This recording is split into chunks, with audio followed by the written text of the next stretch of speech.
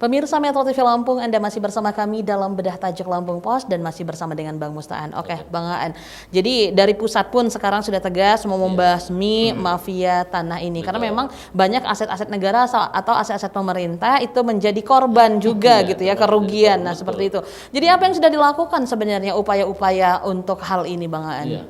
Kalau dulu misalnya baru sebatas upaya untuk meredakan konflik horizontal ya akibat itu. Sekarang ternyata pemerintah punya pemikiran, itu kita wajib kita apresiasi juga, pemerintah punya pemikiran, mereka mau menyelesaikannya dari akarnya.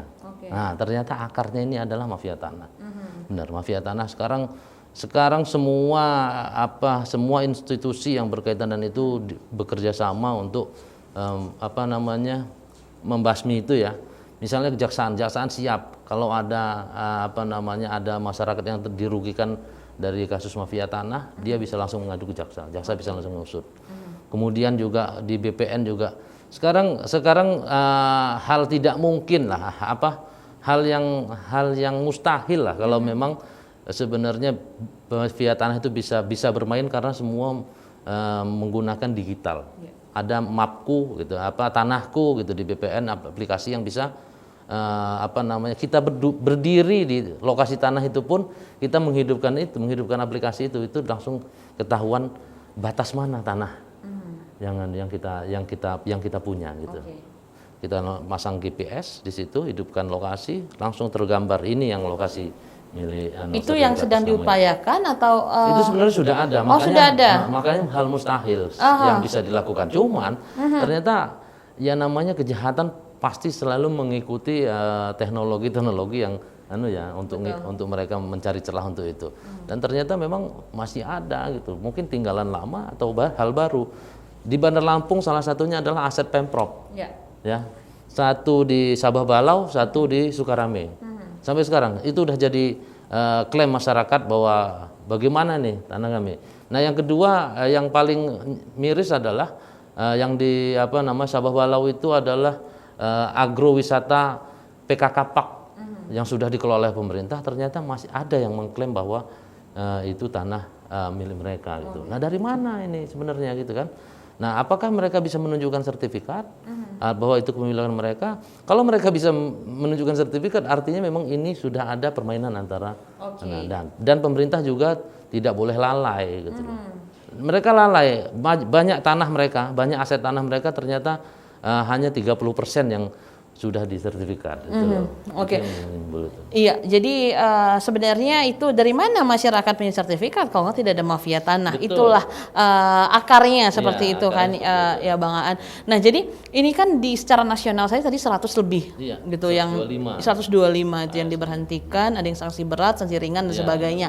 Nah, itu seperti apa Bang? Apakah sanksi-sanksi itu sebenarnya tidak cukup menjadi contoh sehingga 125 orang ini melakukan menjadi atau ya ini akarnya mafia tanah.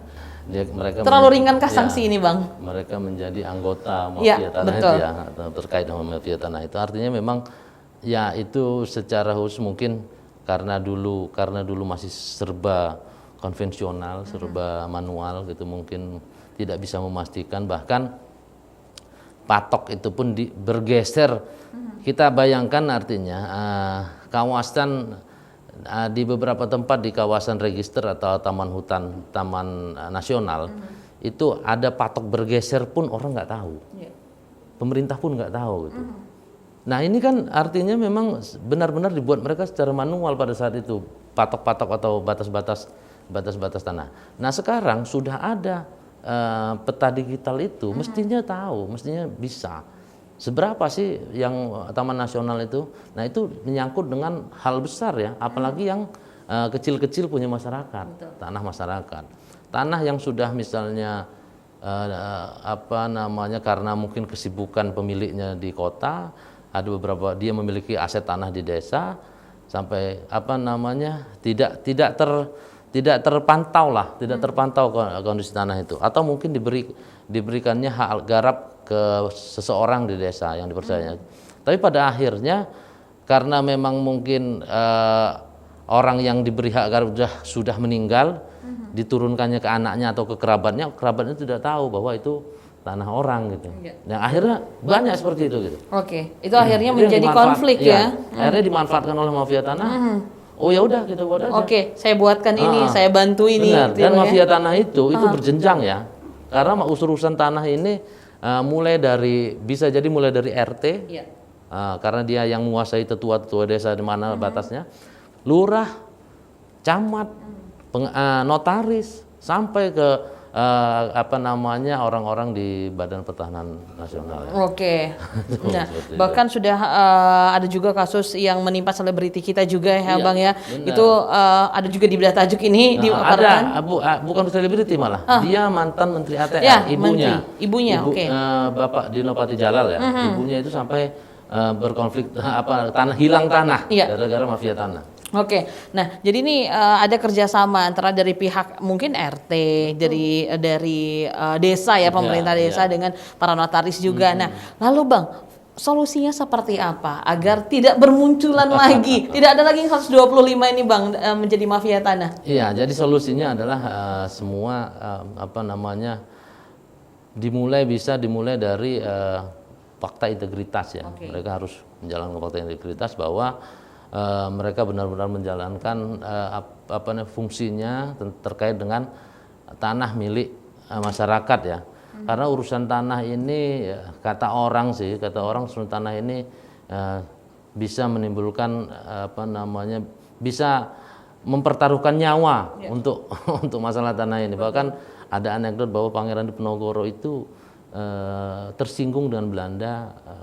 Diawali dia melawan penjajah itu diawali dengan ketersinggungan karena Belanda mengambil tanah makam milik nenek moyangnya. Nah, artinya kan kayak gitu. Tanah ini ternyata memang karena sifatnya terbatas dan orang semakin banyak jadi sangat penting. Itu harus seperti itu. Gitu. Oke, harus fakta integritas itu yang sangat penting. Mungkin juga pengawasan dari pemerintah dan juga tentunya sanksi yang berat, Bang. Masalah sanksi ini kan pemerintah masih kalau di kalangan pemerintah memang masih diatur dengan aturan-aturan kedisiplinan PNS ya. Tapi untuk mafia tanah di luar pemerintah itu memang harus ada sanksi yang tegas dari kejaksaan. Oke, jadi ini menjadi efek jera agar tidak ada lagi timbul mafia tanah yang lainnya. Oke, Bang Aan. Nanti kita akan kembali untuk membahas trending topik apa saja yang ada 3 platform Lampung Pos lainnya. Pemirsa Metro TV Lampung, jangan kemana-mana. Kami akan kembali sesaat lagi. Tetaplah bersama kami.